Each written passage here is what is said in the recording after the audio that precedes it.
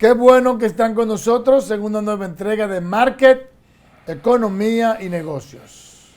Un compendio de las noticias económicas más importantes acaecidas a nivel nacional e internacional hasta este momento. Edwin de la Cruz y Edmundo Ledesma, tenemos todo un placer de compartir con ustedes esta propuesta de análisis e informaciones económicas.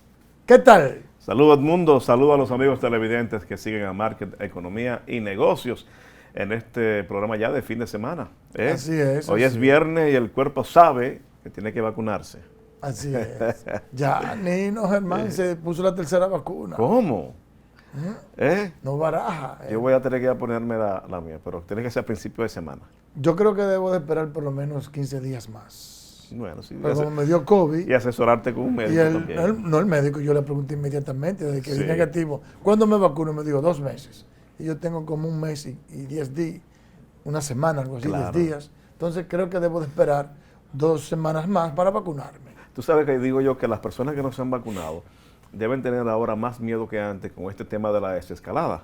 Sí. En la medida en que quiten todas esas restricciones va a haber más gente a toda hora en las calles. Así es. Más tumulto, movimiento. O sea, el que no esté vacunado debe tener más miedo. Así es. Entonces debe ir Y más procurar y vacunarse. precaución.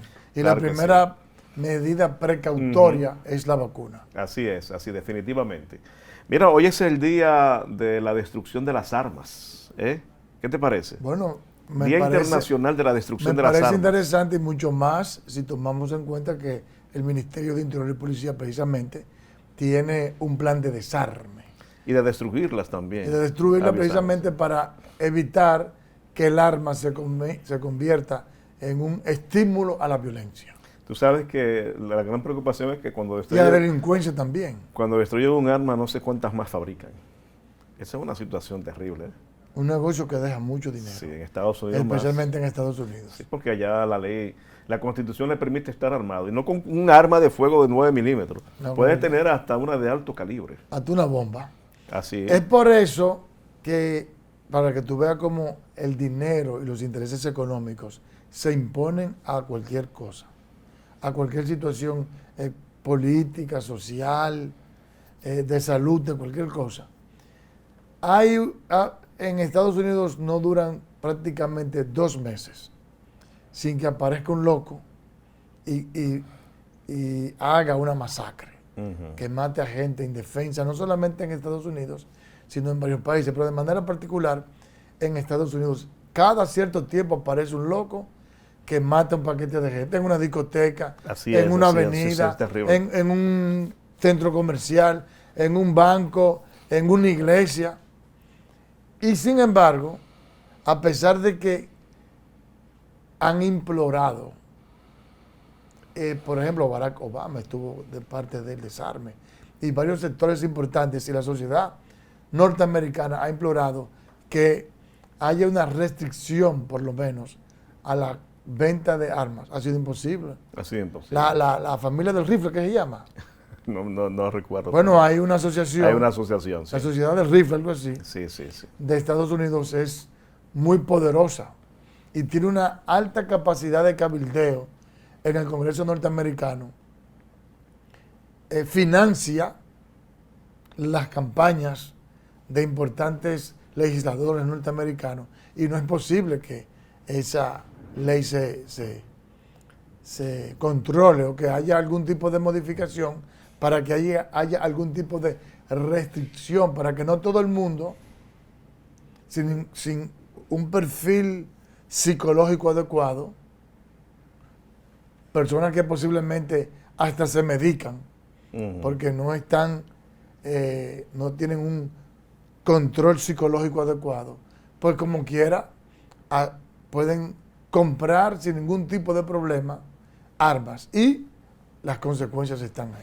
Estados Unidos es un país muy grande y poderoso. O sea, allá hay muchas cosas que están muy de más. Y entre eso muy de más están los locos también de más. Así es. Gente desordenada, con una mentalidad terrible que comete grandes delitos. Pero Hay muchos que son fundamentalistas, racistas. Sí, también. Porque el racismo impera allá, el Ku Klux sí. Klan. Y incluso hay estas manifestaciones del nazismo y el fascismo. Así mismo. ¿eh? Es una sociedad bastante compleja. Bueno, señores, vamos para las noticias económicas de este día. PLDistas estimaron que la desescalada del toque de queda debe ser más rápido a fin de favorecer a los bares y restaurantes que están al punto del colapso. Al mismo tiempo, recomendaron insistir en el proceso de vacunación para garantizar la inmunidad de la población. Jonan González nos cuenta más. Miembros del Comité Político del Partido de la Liberación Dominicana saludaron la desescalada del toque de queda anunciada por el gobierno dominicano. Sin embargo, entienden que el proceso debe tardar menos de 3 semanas para evitar la quiebra de los bares y restaurantes. Yo creo que tiene que ir un poquito más en el caso de los restaurantes y los bares en la ciudad de Santo Domingo. Se habían preparado a las medidas sanitarias y de verdad que muchos de estos negocios están en este momento quebrados y el gobierno no ha acudido con ayudas adicionales. Creo que cumpliendo las normas que ya se han establecido y los controles, en el caso de este reclamo debe ir un poquito más. Porque ya en los horarios del toque de queda yo no creo que estén dando tanto resultado después de 1 año y medio de la pandemia. En un discurso dirigido este miércoles al país, el presidente de la República, Luis Abinader, informó que la primera fase implica que el toque de queda será desde las 10 de la noche durante la semana y a partir de las 7 de la noche los sábados y domingo, con 2 horas de libre tránsito. Esto con el propósito de ir restándole 1 hora al toque de queda cada semana hasta descontinuarlo. Y creo que hacen falta otras medidas. Se ha abogado por mayor control en los aeropuertos, se ha abogado por vigilancia genómica para saber cuáles son las variantes del virus que está circulando en el país. Entonces yo creo que queda mucho por hacer. Los PLDistas se refirieron al tema previo a una reunión de su comité político donde conocieron los informes de las diferentes secretarías sobre las estrategias organizativas y decidieron si recurrirán la sentencia del Tribunal Superior Administrativo que anuló la resolución de la Junta Central Electoral que no reconoció la Fuerza del Pueblo como partido mayoritario. Gracias a nuestro compañero Jonan González. Bueno, yo creo que la desescalada debe de hacerse de manera prudente, porque es cierto que la economía necesita un resurgir. Ahorita hablaremos de eso, que la CEPAL pronostica un crecimiento de un 7.1% para este año, uno de los mejores de América Latina, pero también es cierto que todavía la gente sigue contagiándose y sigue muriendo por COVID, aquí y en el mundo. Nosotros no somos Estados Unidos, que ni Alemania, ni Francia, de los países más desarrollados de la Unión Europea o del continente asiático, que tienen la capacidad de imprimir dinero y no pasa nada, la economía nos impacta, como pasaría con nosotros, que se crearía una inflación, una hiperinflación desbordante que crearía un caos. Entonces, nosotros no podemos darnos los lujos de otras economías importantes. Incluso lo que hemos tenido que hacer es endeudarnos en dólares para poder enfrentar la situación. Pero entonces por eso hay que tener una especie como de equilibrio para evitar que ni haya una economía que colapse, ni tampoco colapse el sistema sanitario. Por eso, con prudencia. A propósito, ciudadanos consultados consideraron, o mejor bien, aprobaron el proceso de desescalada paulatina que anunció el gobierno con respecto al toque de queda. Vamos a ver una historia de Víctor Erasme. Para algunos ciudadanos es positiva la desescalada que de manera progresiva implementará el gobierno en procura de levantar las restricciones implementadas para contrarrestar el avance del coronavirus. Sí, de acuerdo. ¿Por qué? ¿Usted dice que ya la gente está cansada de todas estas medidas y todo esto? La gente está un poco cansada, pero debemos de entender que existe una pandemia y debemos de continuar con el protocolo de higiene. En la población, algunos consideran que la eliminación del toque de queda ayudará a la reactivación económica de muchos negocios que han sido duramente golpeados por la pandemia. Porque el pueblo tendrá más agilidad para negociar, para salir a la calle, para evolucionar y tener una forma de vida mejor hoy en día. porque todo estaba cerrado, o sea, tú llegabas a tu casa y no podías salir a hacer nada. Además los supermercados estaban cerrados, los colmados estaban cerrados, todo el nocturno se murió prácticamente. Los ciudadanos consultados expresaron que a pesar del levantamiento de los controles, la gente debe continuar implementando las medidas que limitan la propagación del peligroso virus. Gracias, Víctor. También, señores, los dueños, encargados y empleados de restaurantes y cafeterías de la zona colonial vieron como saludable el plan de desescalada del toque de queda anunciado por el gobierno. Veamos esta historia con Rosalba Escalante. Encargados y dueños de restaurantes de la zona colonial aseguraron que la primera fase de desescalada que inició ayer y que les permitirá permanecer abiertos hasta las 10 de la noche les dará la oportunidad de ir recuperando las pérdidas que han tenido durante los meses de restricción. Señalan que además de reponerse de las incalculables pérdidas, podrán restituir a sus puestos a los empleados suspendidos. Nosotros tenemos 2 tandas de empleados y fue una suspendida desde el principio de la pandemia. Entonces, ya esa gente se le divide el horario en 2 y pueden hacer sus 8 horas y ya se van a reinsertar al mercado laboral. Y es que a muchos empleados, como el caso de Stephanie Ramírez, les fueron reducidas sus horas de trabajo y por consiguiente el sueldo. El toque de queda también redujo el dinero extra a través de las propinas que podían llevarse los trabajadores. Por ejemplo, acá tuvieron que dividirnos el personal, pusieron la mitad para trabajar y la otra mitad para trabajar a otra semana. Entonces eso lo que hizo fue que nos limitó el sueldo, o sea, tuvieron que pagarnos la mitad del sueldo.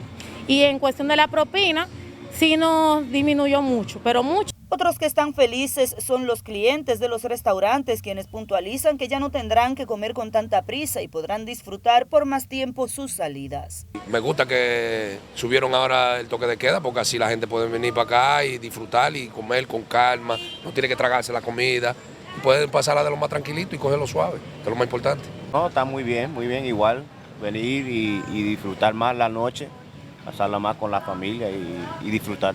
La segunda fase comenzará el próximo miércoles 14 y el toque de queda iniciará a las 11 de la noche de lunes a viernes y a las 9 sábados y domingos con 2 horas de libre tránsito y se permitirá la venta de bebidas alcohólicas hasta la hora del toque de queda. La tercera y última fase de este plan de desescalada iniciará el miércoles 21 con un horario de toque de queda a las 11 de la noche todos los días con 2 horas de libre tránsito. Gracias a Rosalba Escalante. Vamos a cambiar de tema y ahora sigamos con Haití. Y es que residentes de Moca consideran que es necesario intervenir Haití para evitar que haya repercusiones sobre nuestro país y sobre el mundo. Una historia con nuestro corresponsal Cristian Rodríguez. Los comunitarios que plantean que Haití debe ser intervenida por la comunidad internacional forman parte de instituciones de los derechos humanos, la comunicación y el sector comercio de esa demarcación. Es fundamental la comunidad internacional. Creo que el presidente debe ser más radical en ese planteamiento para los organismos multilaterales a nivel internacional, que intervengan a Haití. Ahora, no hay interés en Haití para intervenirlo, porque no hay grandes riquezas. En Haití hace falta institucionalidad. Es necesario que intervenga la comunidad internacional, pero dentro de un gobierno, dentro de los ámbitos democráticos.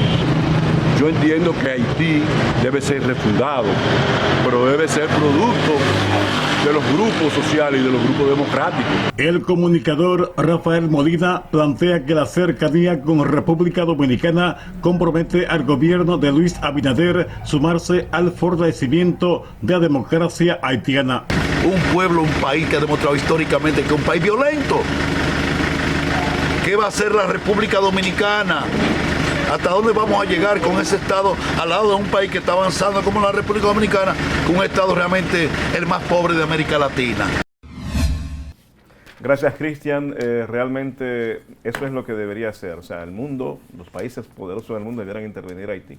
Se produjo una situación y es que el Consejo de Seguridad de la ONU se reunió para tratar el tema de Haití. Sin embargo, la República Dominicana protestó porque no fue invitada a participar de esa reunión debido a que se hizo a puerta cerrada. Es cierto que la ONU tiene su normativa, y especialmente el Consejo de Seguridad de la ONU, para realizar sus reuniones, y la hace con los que son miembros del Consejo. La República Dominicana dirigió el Consejo de Seguridad, pero ya no está al frente, y es por eso que protestó sobre la base de que el principal gobierno afectado lo sería República Dominicana. Precisamente vamos a ver al embajador dominicano ante la ONU, a José Blanco, dando esas declaraciones. Veamos. La República Dominicana conoce las reglas de procedimiento del Consejo de Seguridad y las respeta. No obstante, frente a la magnitud de los hechos y la crisis que se vive hoy en Haití, país con el que compartimos una extensa frontera terrestre, entendemos que el Consejo de Seguridad debió invitar a nuestro país a participar de una manera activa, ya que seríamos el más afectado en caso de producirse un desborde de esta crisis más allá de sus fronteras. Bien, señores, pasamos a Pedernales, donde en su segundo día las actividades continúan paralizadas después del magnicidio del presidente haitiano Jovenel Moïse. Veamos. En estas condiciones del día de hoy se puede ver cómo se vive en la frontera Pedernales y Anzapitre. El comercio ha sido afectado por la muerte del presidente Jovenel Moïse hace 2 días. Está muy floja la cosa.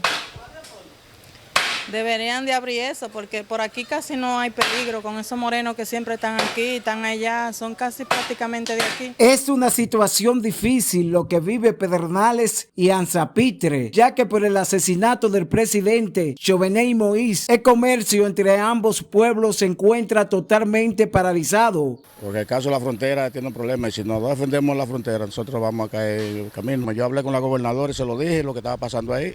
Se lo digo con responsabilidad. La vigilancia se mantiene permanente en la línea divisoria, el CESFRON, el Ejército Dominicano y otras instituciones. Bueno, gracias a Domingo Mejía por ese reporte y ciertamente, como hablamos en el día de ayer, el suceso que provocó el magnicidio del presidente haitiano Jovenel Moïse iba a tener repercusiones en la República Dominicana. Y uno de ellos es que se paraliza el comercio entre ambos países, se paraliza el mercado binacional y en estos días vimos una línea impresionante de camiones varados en la frontera que no pudieron pasar a Haití por las medidas que se tomaron para evitar que la situación provocara algún tipo de desavenencia entre ambos países o que incluso algún dominicano por estar cruzando a el lado de Haití resultar herido, secuestrado o cualquier cosa que pasan cuando un país está desbordado, cuando la gobernabilidad y la paz civil se perdió. Cuando hay crisis política, cualquier cosa puede pasar y mucho más en un país como Haití, que todo el mundo sabe que es un país inviable, un estado fallido. Hay que entender que sería una imprudencia de cualquier comerciante dominicano que quiera enviar algún tipo de mercancía o actividad comercial con los camiones para esa zona, porque en tiempos normales hay problemas a veces, imagínate ahora en esta situación. No, evidentemente se ha hecho lo propio, se ha actuado con prudencia y yo sé que los empresarios dominicanos lo comprenden. Ahora, no cabe la menor duda de que tal y como dijo el pasado miércoles el director de aduanas, que el intercambio comercial entre República Dominicana y Haití representa 1.200 millones de dólares anuales, 100 millones de pesos mensuales. Y evidentemente que eso tiene que afectar el comercio, la capacidad de exportación de la República Dominicana y además afecta la vida fronteriza. Porque la verdad es que todos los países que hacen frontera con Haití viven básicamente de ese mercado binacional. Así es. Y muchas empresas dominicanas que no tienen altos niveles de productividad y de competitividad para colocar sus productos en mercados internacionales, que no pueden aprovechar, por ejemplo, el acuerdo del DERE-CAFTA ni el acuerdo, el EPA que tenemos con la Unión Europea, porque no tenemos la calidad y los requerimientos fitosanitarios adecuados, o porque sencillamente no tenemos el nivel de productividad para competir con el mercado internacional, entonces vemos un alivio en el mercado cautivo que tenemos con Haití, y evidentemente que eso preocupa. Hasta tanto nosotros no logremos mejorar significativamente la productividad de nuestra producción industrial, de nuestra producción manufacturada, entonces necesitamos mantener ese intercambio con Haití. Ojalá llegue el momento en que ese nivel se logre para que entonces podamos diversificar nuestras fronteras, diversificar a los países a donde colocamos nuestros productos y servicios. Así es. Vamos bueno, ahora señores, con el diccionario económico. Así es. Derecho divino de los reyes. Creencias políticas y religiosas, según la cual un derecho a gobernar de los monarcas emana directamente al de Dios, que es el único al que deben de rendir cuentas. Esta doctrina fue reforzada por el obstulismo real, que fue influyente en Inglaterra y Francia durante los siglos XVI y XVII.